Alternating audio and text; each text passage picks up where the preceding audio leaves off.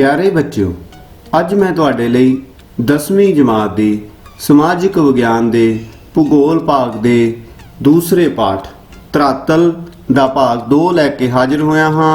मैं हाँ तुहाडा अपना दविंदर शर्मा, समाजिक विज्ञान अध्यापक जिला कपूरथला तो। तां चलो बच्चों, अज दा इह सैशन शुरू करते हाँ। इस विच असीं धरातल दे भाग 2 दी गल करांगे। बच्चों, पिछले सैशन दे विच आपां पढ़िया सी कि साडे देश दा धरातल एकसार नहीं है। उत्तर दिशा विच हिमालय पर्वत इसनूं एशिया तो वखरा भू-भाग बना दिंदा है। गंगा ब्रह्मपुत्र दे विशाल उपजाऊ जो मैदान हन इसनूं अनाज प्रदान करदे हन अते प्रायद्वीपी पठार कुदरती खनिजां दा भंडार है।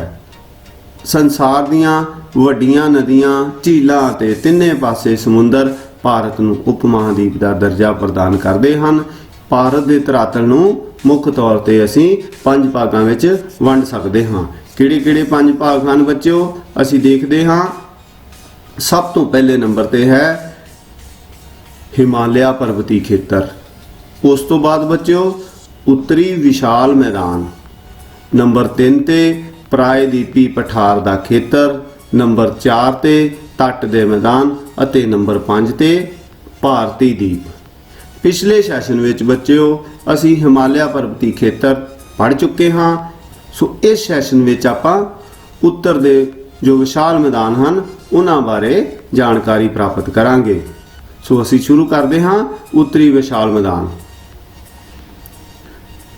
जदों असी इस दी स्थिति की गल करते हाँ तां असी देखते हाँ कि ये मैदान पश्चिम विच सिंध नदी तो लैके पूरब विच ब्रह्मपुत्र नदी तक फैलिया होया है।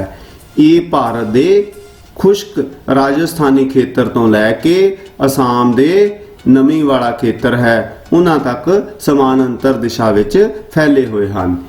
इस विशाल मैदान के उत्तर विच हिमालय पर्वतां दीआं दक्षिणी ढलानां लगदियां हन अते इस दे दक्षिण विच प्रायद्वीपी पठार दे कट्टे वड्डे उत्तरी हिस्से भी लगदे हन। सो चलो बच्चों अगे देखते हाँ। असी हुण बच्चों असी इस दे आकार की गल करते हाँ तां असी की देखते हाँ कि रावी नदी तो लैके गंगा नदी के डेल्टे तक इस मैदान की कुल लंबाई 2400 किलोमीटर है, 2400 किलोमीटर है अते चौड़ाई 100 तो 500 किलोमीटर तक मिलती है। इन्हां दी चौड़ाई पूरब विच असम की घाटी विच 90 किलोमीटर तो शुरू होके बिहार विच 200 किलोमीटर तक हो जाती है। पश्चिम के राजस्थानी खेतरां विच यह 500 किलोमीटर तक भी जा पहुँचती है। समुंदर तल तो इस मैदान की औसत ऊंचाई बच्चों 180 मीटर जां 600 फुट के लगभग है। इस मैदान की डूंघाई 5 किलोमीटर तो 32 किलोमीटर तक होने का भी अंदाजा है। अते सब तो महत्वपूर्ण गल बच्चों इसका कुल खेत्रफल 7.5 लाख वर्ग किलोमीटर है। हुण बच्चों असी इस दी रचना की गल करते हाँ। इस विशाल मैदान की रचना 3 वड्डियां दरिया प्रणालियां दे आपसी निखेप तो हुई है।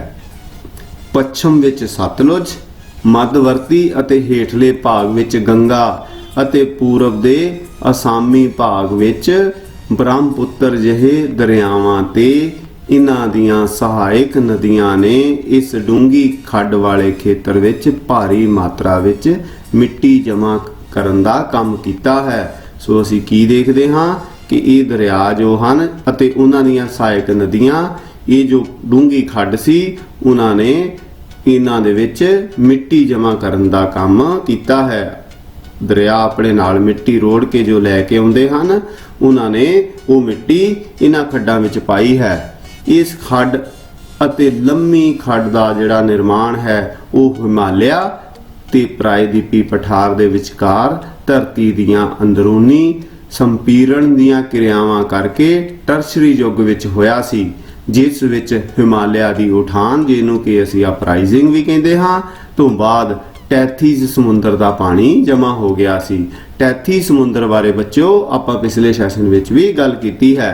काफ़ी लंबे समय तक हिमालय ते गोंडवाना लैंड तो उतरन वालियां नदियां निरंतर तौर पर इस विच मलबा भरदियां रहियां अते अज भी गंगा नदी द्वारा हर साल 3 ਲੱਖ ਟਨ ਮਿੱਟੀ ਬੰਗਾਲ ਦੀ ਖਾੜੀ ਵਿੱਚ ਜਮ੍ਹਾਂ ਕਰਨ ਕਰਕੇ ਇਸ ਮੈਦਾਨ ਦੀ ਲੰਬਾਈ ਵਿੱਚ ਲਗਾਤਾਰ ਵਾਧਾ ਹੋ ਰਿਹਾ ਹੈ। ਸੋ ਅਸੀਂ ਕੀ ਦੇਖ ਰਹੇ ਹਾਂ ਕਿ ਅੱਜ ਵੀ ਗੰਗਾ ਨਦੀ 3.5 ਲੱਖ ਟਨ ਮਿੱਟੀ ਜੋ ਹੈ ਉਹ ਬੰਗਾਲ ਦੀ ਖਾੜੀ ਦੇ ਵਿੱਚ ਉਹ ਜਮ੍ਹਾਂ ਕਰ ਰਹੀ ਹੈ।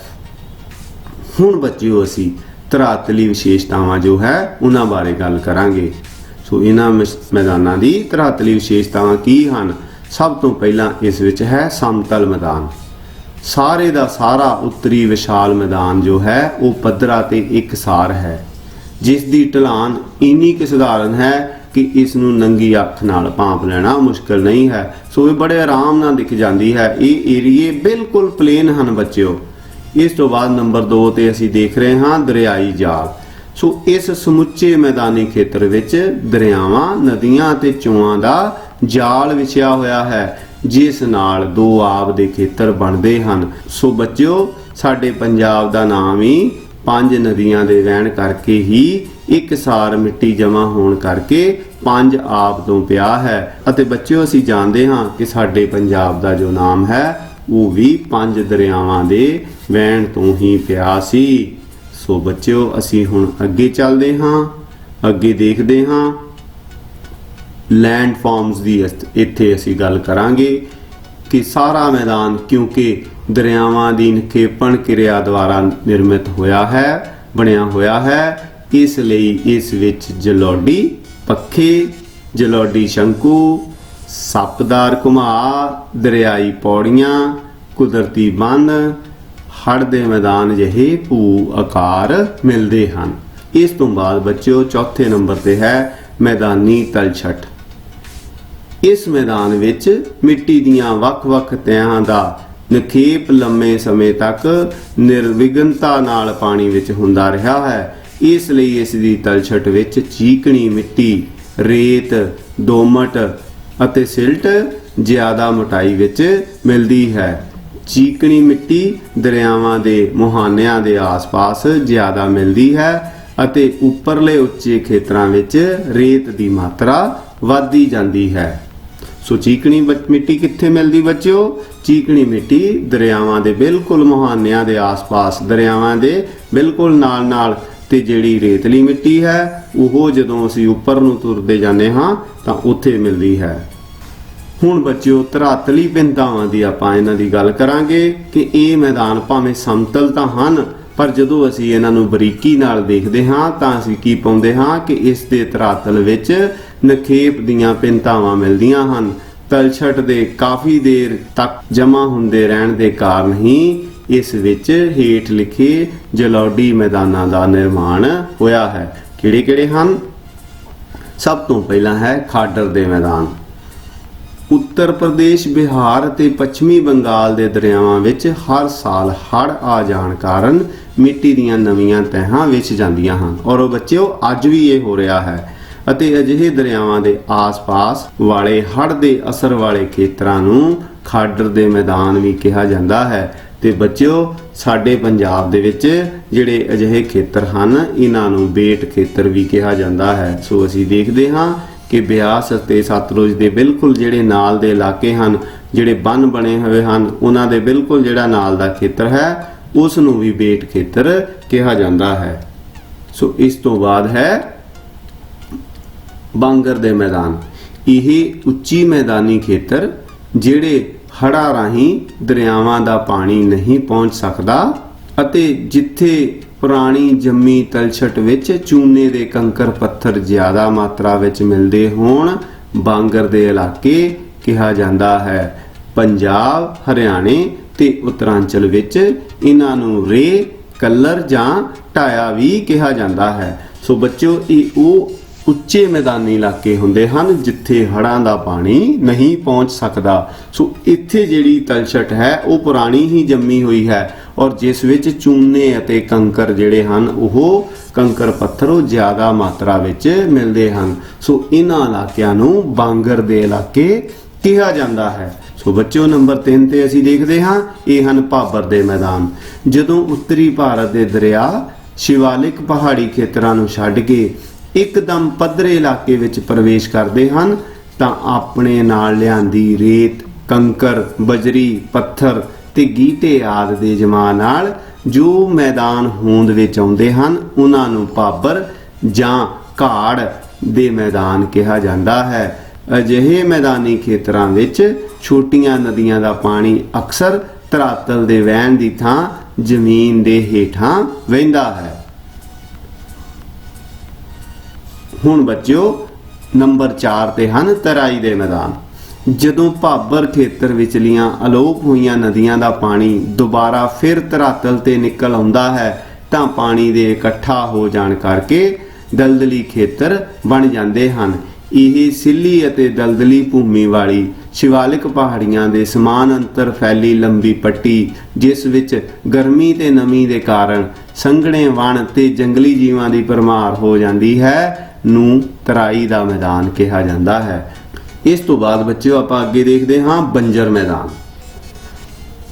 उत्तरी प्रायद्वीपी पठार ਅਤੇ पश्चिमी शिवालिक पहाड़ियां दे आधार दे पास नदियां चोआं ਅਤੇ ਵਰਖਾ ਦੇ ਨਾਲੀਦਾਰ ਕਟਾਅ ਦੁਆਰਾ ਤੰਗ ਘਾਟੀਆਂ ਦੇ ਵੱਡੇ ਵੱਡੇ ਖੱਡੇ ਬਣ ਜਾਂਦੇ ਹਨ।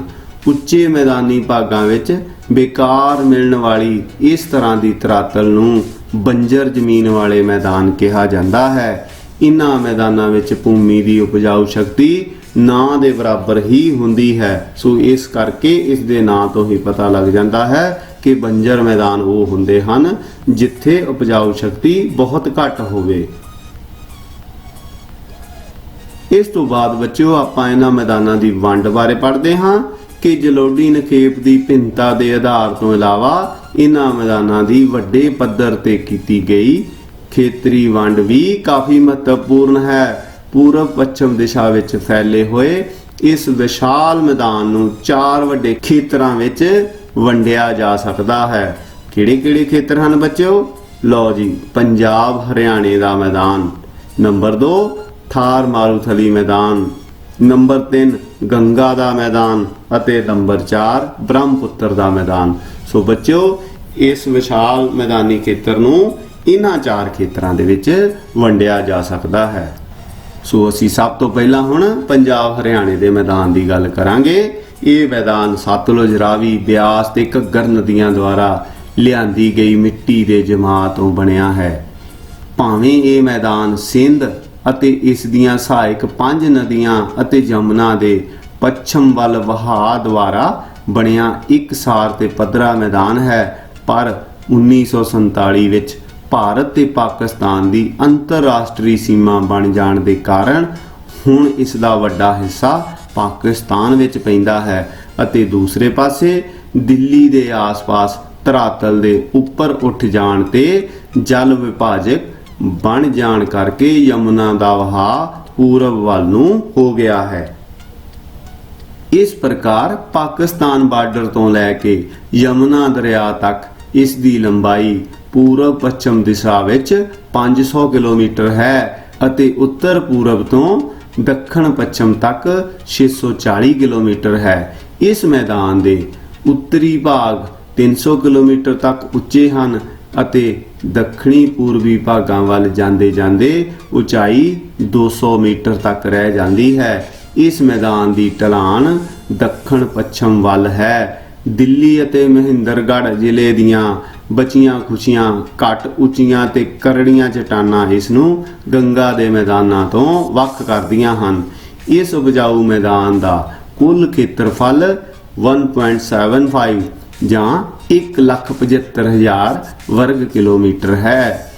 इस विच दरियाई सीमा के आधार ते बने अंतर दबाव खेतरां दे अगों 4 उपभाग कीते जा सकते हैं। सो इस विच भी अगे 4 भाग जो है वह कीते जा सकते हैं। वो किहड़े-किहड़े हैं बच्चों? लो सब तो पहला रावी ते ब्यास दे जिहड़ा विचला भाग है इस नूं असीं भारी दबाव जां माझे दा मैदान भी कहिंदे हां। इस तो बाद बच्चों ब्यास अते सतलुज दे जो विचकार दा इलाका है उस नूं विस्त दबाव कहा जाता है। इस तो बाद बच्चों नंबर 3 ते देखते हाँ कि सतलुज अते मालवे की जो पठार है इस तक फैले मैदान नूं मालवा भी कहा जाता है। अते नंबर 4 घग्गर अते जमुना तक दे फैले खेतर नूं हरियाणे का मैदान भी कहा जाता है। ਸੋ ਇਸ ਤਰ੍ਹਾਂ ਇਹਨਾਂ 4 ਭਾਗਾਂ ਵਿੱਚ ਇਸ ਖੇਤਰ ਨੂੰ ਅਸੀਂ ਵੰਡ ਸਕਦੇ ਹਾਂ। ਇਸ ਤੋਂ ਬਾਅਦ ਬੱਚਿਓ ਅਸੀਂ ਗੱਲ ਕਰਦੇ ਹਾਂ ਥਾਰ ਮਾਰੂਥਲ ਦੇ ਮੈਦਾਨ ਦੀ। ਪੰਜਾਬ ਅਤੇ ਹਰਿਆਣਾ ਦੇ ਦੱਖਣੀ ਭਾਗਾਂ ਤੋਂ ਲੈ ਕੇ ਗੁਜਰਾਤ ਦੇ ਕੱਛ ਦੀ ਖਾੜੀ ਤੱਕ ਫੈਲੇ ਖੁਸ਼ਕ ਅਤੇ ਸਮਤਲ ਭਾਗ ਨੂੰ ਥਾਰ ਦਾ ਮਾਰੂਥਲੀ ਮੈਦਾਨ ਕਿਹਾ ਜਾਂਦਾ ਹੈ। ਅਰਾਵਲੀ ਪਰਬਤ ਸ਼੍ਰੇਣੀ ਇਸ ਦੀ ਪੂਰਬੀ ਸੀਮਾ ਬਣਾਉਂਦੇ ਹਨ ਅਤੇ ਪੱਛਮੀ ਪਾਸੇ ਅੰਤਰਰਾਸ਼ਟਰੀ ਸੀਮਾ ਲੱਗਦੀ ਹੈ। ਇਹ ਲਗਭਗ 640 ਕਿਲੋਮੀਟਰ ਲੰਮਾ, 300 ਕਿਲੋਮੀਟਰ ਚੌੜਾ ਅਤੇ 1,75,000 ਵਰਗ ਕਿਲੋਮੀਟਰ ਰਕਬੇ ਵਿੱਚ ਫੈਲਿਆ ਹੋਇਆ ਜੋ ਇਲਾਕਾ ਹੈ, ਇਸ ਨੂੰ ਪੱਛਮੀ ਮੈਦਾਨ ਵੀ ਕਿਹਾ ਜਾਂਦਾ ਹੈ। ਇਸ ਦੀ ਸਮੁੰਦਰ ਤਲ ਤੋਂ ਉਚਾਈ 120 ਤੋਂ ਲੈ ਕੇ 150 ਮੀਟਰ ਤੱਕ ਹੈ। ਪਲੀਸਟੋਸੀਨ ਕਾਲ ਦੀ ਉਠਾਨ ਜਾਂ ਅਪਲਿਫਟ ਤੋਂ ਪਹਿਲਾਂ ਪਰਮੋ ਕਾਰਬੋਨੀਫਰਸ ਕਾਲ ਤੱਕ ਇਹ ਖੇਤਰ ਸਮੁੰਦਰ ਦੇ ਹੇਠਾਂ ਰਿਹਾ ਹੈ। ਸਰਸਵਤੀ ਅਤੇ ਮਾਰਕੰਡਾ ਦਰਿਆਵਾਂ ਦੇ ਇਸ ਵਿੱਚ ਮਿਲਣ ਵਾਲੇ ਭੂ ਆਕਾਰ ਇਹ ਦੱਸਦੇ ਹਨ ਕਿ ਕਿਸੇ ਸਮੇਂ ਇਹ ਖੇਤਰ ਉਪਜਾਊ ਰਿਹਾ ਹੋਵੇਗਾ। ਇਸ ਸਮੇਂ ਇਸ ਖੇਤਰ ਵਿੱਚ ਝਨੀ, ਬਾਂਡੀ, ਜੋਜਰੀ ਤੇ ਸੁਕੜੀ ਮੌਸਮੀ ਨਦੀਆਂ ਦੇ ਮਾਰਗ ਅਤੇ ਸਾਂਭਰ ਜਿਹੀਆਂ ਰੇਤਲੀ ਝੀਲਾਂ ਮਿਲਦੀਆਂ ਹਨ। ਸਾਰਾ ਖੇਤਰ ਵਰਖਾ ਦੀ ਬਹੁਤ ਘੱਟ ਮਾਤਰਾ ਮਿਲਣ ਕਰਕੇ ਰੇਤ ਦੇ ਵੱਡੇ ਵੱਡੇ ਟਿੱਲਿਆਂ ਵਿੱਚ ਬਦਲ ਗਿਆ ਹੈ, ਜਿਨ੍ਹਾਂ ਦੀ ਉਚਾਈ ਬਾੜਮੇਰ ਜ਼ਿਲ੍ਹੇ ਵਿੱਚ 50 ਤੋਂ 100 ਮੀਟਰ ਤੱਕ ਮਿਲਦੀ ਹੈ। ਇਸ ਖੁਸ਼ਕ ਮੈਦਾਨੀ ਖੇਤਰ ਵਿੱਚ ਪਾਉਣ ਦਾ ਕੰਮ ਕਾਫੀ ਤੀਬਰ ਹੈ। ਅਰਾਵਲੀ ਦੇ ਨਾਲ ਪੱਛਮ ਵਿੱਚ ਮਿਲਣ ਵਾਲੇ ਉਪਜਾਊ ਮੈਦਾਨਾਂ ਨੂੰ ਗੰਗਰੋਹੀ ਅਤੇ ਗੋਦਾਵਰ ਰੋਹੀ ਕਿਹਾ ਜਾਂਦਾ ਹੈ। ਇਸ ਤੋਂ ਬਾਅਦ ਬੱਚਿਓ ਆਪਾਂ ਗੰਗਾ ਦੇ ਮੈਦਾਨਾਂ ਦੀ ਗੱਲ ਕਰਦੇ ਹਾਂ। ਇਹ ਮੈਦਾਨ ਦੇਸ਼ ਦੇ ਉੱਤਰ ਪ੍ਰਦੇਸ਼, ਬਿਹਾਰ ਅਤੇ ਪੱਛਮੀ ਬੰਗਾਲ ਰਾਜਾਂ ਵਿੱਚ ਸਥਿਤ ਹੈ। ਪੱਛਮ ਵਿੱਚ ਜਮਨਾ, ਪੂਰਬ ਵਿੱਚ ਬੰਗਲਾਦੇਸ਼ ਦੀ ਅੰਤਰਰਾਸ਼ਟਰੀ ਸੀਮਾ, ਉੱਤਰ ਵਿੱਚ ਸ਼ਿਵਾਲਿਕ ਅਤੇ ਦੱਖਣ ਵਿੱਚ ਪ੍ਰਾਇਦੀਪੀ ਪਠਾਰ ਦੇ ਉੱਤਰੀ ਵਾਧਰਿਆਂ ਦੇ ਵਿਚਕਾਰ ਇਹ ਫੈਲਿਆ ਹੋਇਆ ਵਿਸ਼ਾਲ ਅਤੇ ਉਪਜਾਊ ਮੈਦਾਨ ਇਤਿਹਾਸ, ਖੇਤੀਬਾੜੀ ਅਤੇ ਜਨਸੰਖਿਆ ਆਦਿ ਦੇ ਪੱਖੋਂ ਬਹੁਤ ਹੀ ਇੰਪੋਰਟੈਂਟ ਹੈ, ਬਹੁਤ ਹੀ ਮਹੱਤਵਪੂਰਨ ਹੈ। ਇਸ ਵਿੱਚ ਜਦੋਂ ਅਸੀਂ ਨਦੀਆਂ ਦੀ ਗੱਲ ਕਰਦੇ ਹਾਂ ਤਾਂ ਗੰਗਾ, ਯਮੁਨਾ, ਘਾਗਰਾ, ਗੰਡਕ, ਕੋਸੀ, ਸੋਨ, ਬੇਤਵਾ ਅਤੇ ਚੰਬਲ ਜਿਹੜੀਆਂ ਹਨ ਉਹਨਾਂ ਦਰਿਆਵਾਂ ਦੁਆਰਾ 2000 ਮੀਟਰ ਡੂੰਘੀ ਤਲਛਟ ਦਾ ਜਮਾ ਕੀਤਾ ਗਿਆ ਹੈ। ਸੋ ਇਸ ਤੋਂ ਬਾਅਦ ਬੱਚਿਓ ਅਸੀਂ ਅੱਗੇ ਕੀ ਦੇਖਦੇ ਹਾਂ ਕਿ ਇਸ ਮੈਦਾਨ ਦੇ ਉੱਤਰੀ ਤਰਾਈ ਵਾਲੇ ਖੇਤਰਾਂ ਦੇ ਵਿੱਚ ਬਣੀਆਂ ਦਲਦਲੀ ਪੇਟੀਆਂ ਨੂੰ ਕੌਰ ਕਿਹਾ ਜਾਂਦਾ ਹੈ, ਜਦੋਂ ਕਿ ਇਸ ਮੈਦਾਨ ਦੀ ਦੱਖਣੀ ਸੀਮਾ ਤੇ ਵੱਡੇ ਵੱਡੇ ਜੋ ਹਨ ਉਹ ਖੱਡੇ ਮਿਲਦੇ ਹਨ, ਜਿਨ੍ਹਾਂ ਨੂੰ ਜਾਲਾਂ ਤੇ ਤਾਲ ਜਾਂ ਬੰਜਰ ਭੂਮੀ ਕਿਹਾ ਜਾਂਦਾ ਹੈ। ਇਹਨਾਂ ਤੋਂ ਇਲਾਵਾ ਪੂਰੇ ਮੈਦਾਨ ਵਿੱਚ ਪੁਰਾਣੀ ਜੰਮੀ ਹੋਈ ਬਾਂਗਰ ਦੀ ਜਲੌੜ ਤੇ ਨਵੀਂ ਵਿਛੀ ਖਾਰੀ ਜਲੌੜ ਦੀਆਂ ਸਪਸ਼ਟ ਲੰਮੀਆਂ ਤੇ 15 ਤੋਂ 30 ਮੀਟਰ ਉੱਚੀਆਂ ਪੱਟੀਆਂ ਮਿਲਦੀਆਂ ਹਨ, ਜਿਨ੍ਹਾਂ ਨੂੰ ਇੱਥੇ ਖੋਲਾਂ ਕਿਹਾ ਜਾਂਦਾ ਹੈ। ਗੰਗਾ ਅਤੇ ਜਮਨਾ ਦੇ ਦੁਆਬਾ ਖੇਤਰ ਵਿੱਚ ਪਾਉਣ ਦੇ ਨਿਖੇਪ ਦੁਆਰਾ ਨਿਰਮਿਤ ਉੱਚੇ ਨੀਵੇਂ ਰੇਤ ਦੇ ਟਿੱਬਿਆਂ ਦੀਆਂ ਪੱਟੀਆਂ ਵੀ ਮਿਲਦੀਆਂ ਹਨ, ਜਿਨ੍ਹਾਂ ਨੂੰ ਉੱਤਰ ਪ੍ਰਦੇਸ਼ ਦੇ ਮੁਰਾਦਾਬਾਦ ਤੇ ਬਿਜਨੌਰ ਜ਼ਿਲ੍ਹਿਆਂ ਵਿੱਚ ਭੂੜ ਕਿਹਾ ਜਾਂਦਾ ਹੈ। ਹੁਣ ਅਸੀਂ ਇਸ ਦੀ ਢਾਲ ਦੀ ਗੱਲ ਕਰਦੇ ਹਾਂ। ਸਾਰੇ ਦੇ ਸਾਰੇ ਗੰਗਾ ਦੇ ਮੈਦਾਨ ਦੀ ਢਲਾਨ ਪੂਰਬ ਵੱਲ ਹੈ, ਜੋ ਕਿ ਲਗਭਗ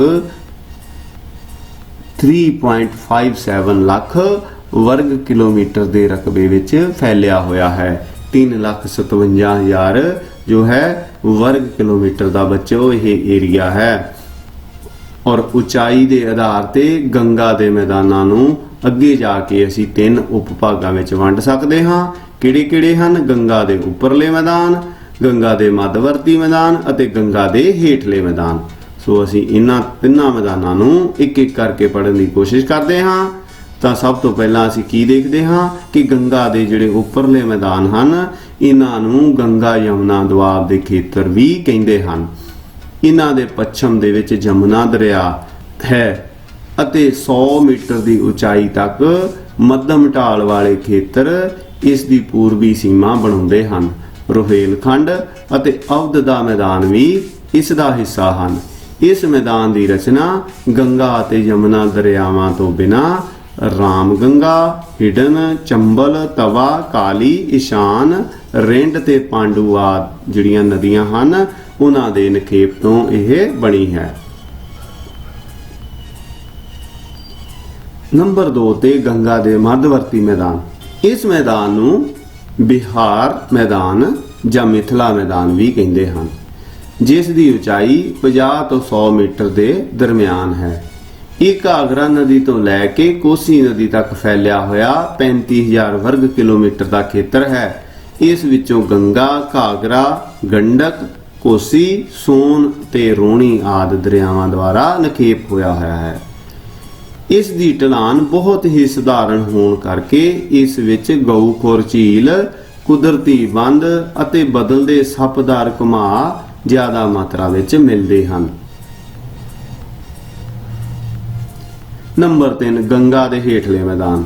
ਗੰਗਾ ਦਾ ਇਹ ਹੇਠਲੀ ਮੈਦਾਨ ਜੋ ਭਾਗ ਹੈ ਇਹ ਸਮੁੰਦਰ ਤਲ ਤੋਂ 50 ਮੀਟਰ ਦੀ ਉਚਾਈ ਤੱਕ ਰਾਜਮਲ ਅਤੇ ਗਾਰੋ ਪਹਾੜੀਆਂ ਦੇ ਅੰਤਰਾਲ ਦੇ ਦਰਮਿਆਨ ਇੱਕ ਪੱਧਰਾ ਤੇ ਡੈਲਟਾਈ ਖੇਤਰ ਹੈ, ਜੋ ਕਿ ਦੇਸ਼ ਦੇ ਪੱਛਮੀ ਬੰਗਾਲ ਪ੍ਰਾਂਤ ਤੇ ਬੰਗਲਾਦੇਸ਼ ਦੇ ਵਿਚਕਾਰ ਸਥਿਤ ਹੈ। ਇਸ ਦੇ ਉੱਤਰ ਵਿੱਚ ਤਰਾਈ ਪੱਟੀ ਦੇ ਦੁਆਰ ਦੇ ਖੇਤਰ ਮਿਲਦੇ ਹਨ ਅਤੇ ਦੱਖਣੀ ਭਾਗਾਂ ਵੱਲ ਸੰਸਾਰ ਦੇ ਸਭ ਤੋਂ ਵੱਡੇ ਸੁੰਦਰਬਨ ਦੇ ਡੈਲਟੇ ਦੇ ਖੇਤਰ ਮਿਲਦੇ ਹਨ।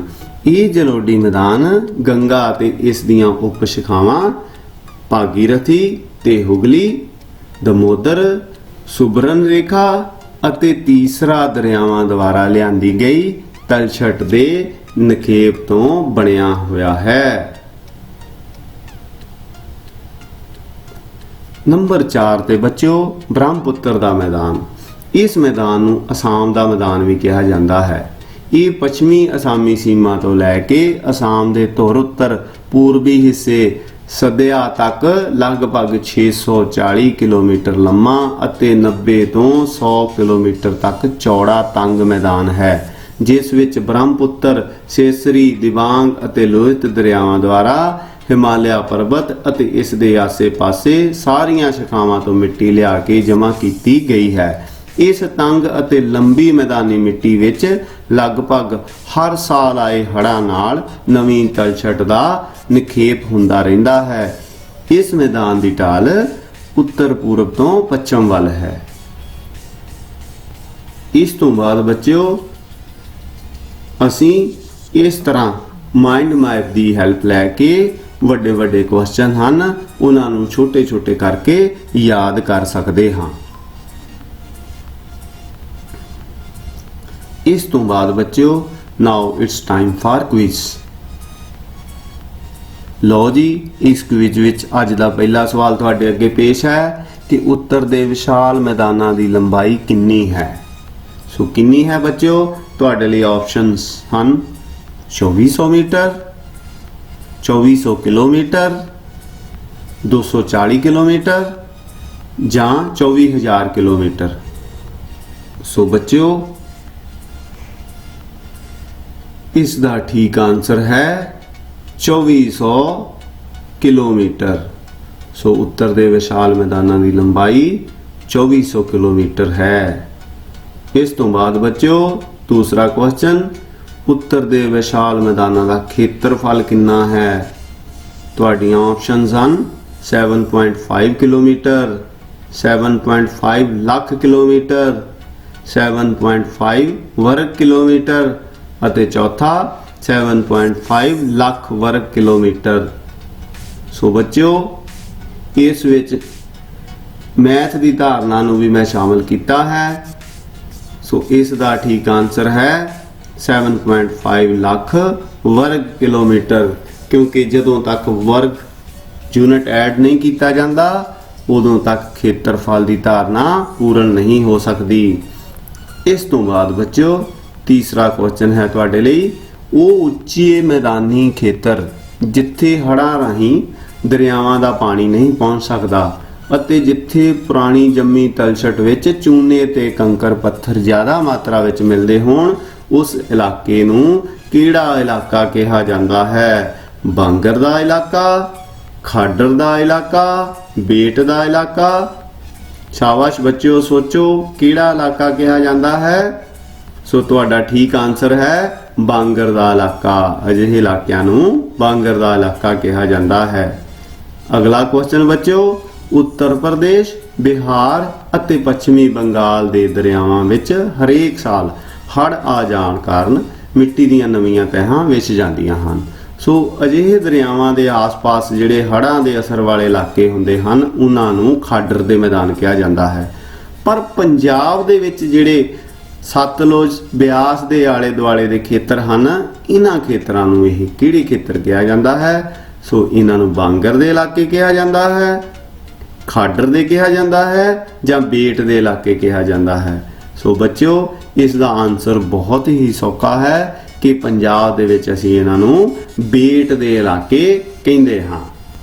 ਇਸ ਤੋਂ ਬਾਅਦ ਬੱਚਿਓ ਨੈਕਸਟ ਕੁਐਸਚਨ ਇਜ਼ ਕਿ ਸਿੱਲੀ ਤੇ ਦਲਦਲੀ ਭੂਮੀ ਵਾਲੀ ਸ਼ਿਵਾਲਿਕ ਪਹਾੜੀਆਂ ਦੇ ਸਮਾਨਾਂਤਰ ਫੈਲੀ ਲੰਮੀ ਪੱਟੀ, ਜਿਸ ਵਿੱਚ ਗਰਮੀ ਅਤੇ ਨਮੀ ਦੇ ਕਾਰਨ ਸੰਘਣੇ ਵਣ ਅਤੇ ਜੰਗਲੀ ਜੀਵਾਂ ਦੀ ਭਰਮਾਰ ਹੋ ਜਾਂਦੀ ਹੈ, ਡੈਸ਼ ਅਖਵਾਉਂਦੀ ਹੈ। ਸੋ ਇਸ ਦੀਆਂ ਆਪਸ਼ਨਸ ਹਨ ਬਾਂਗਰ ਦੇ ਇਲਾਕੇ, ਖਾਡਰ ਦੇ ਇਲਾਕੇ, ਤਰਾਈ ਦੇ ਮੈਦਾਨ ਜਾਂ ਬੰਜਰ ਮੈਦਾਨ। ਸੋ ਬੱਚਿਓ, ਇਸ ਨੂੰ ਕੀ ਕਹਿੰਦੇ ਹਨ? ਇਸ ਨੂੰ ਸੋਚੋ ਬੱਚਿਓ, ਇਸ ਨੂੰ ਤਰਾਈ ਦੇ ਮੈਦਾਨ ਕਿਹਾ ਜਾਂਦਾ ਹੈ। ਅਗਲਾ ਕੁਐਸਚਨ ਹੈ ਬੱਚਿਓ, ਕਿਸ ਮੈਦਾਨ ਨੂੰ ਅਸਾਮ ਦਾ ਮੈਦਾਨ ਵੀ ਕਿਹਾ ਜਾਂਦਾ ਹੈ? ਸੋ ਇਸ ਦਾ ਠੀਕ ਆਨਸਰ ਹੈ ਬ੍ਰਹਮਪੁੱਤਰ ਦੇ ਮੈਦਾਨ ਨੂੰ ਅਸਾਮ ਦਾ ਮੈਦਾਨ ਵੀ ਕਿਹਾ ਜਾਂਦਾ ਹੈ। ਨੈਕਸਟ ਕੁਐਸਚਨ ਬੱਚਿਓ, ਉੱਤਰੀ ਵਿਸ਼ਾਲ ਮੈਦਾਨ ਕਿੱਥੋਂ ਤੋਂ ਕਿੱਥੇ ਤੱਕ ਫੈਲੇ ਹੋਏ ਹਨ? ਸੋ ਅਸੀਂ ਇਹਨਾਂ ਦਾ ਫੈਲਾਅ ਦੱਸਣਾ ਹੈ। ਸੋ ਇਸ ਦਾ ਠੀਕ ਆਨਸਰ ਹੈ ਬੱਚਿਓ, ਇਹ ਮੈਦਾਨ ਪੱਛਮ ਵਿੱਚ ਸਿੰਧ ਨਦੀ ਤੋਂ ਲੈ ਕੇ ਪੂਰਬ ਵਿੱਚ ਬ੍ਰਹਮਪੁੱਤਰ ਨਦੀ ਤੱਕ ਫੈਲਿਆ ਹੋਇਆ ਇਲਾਕਾ ਹੈ।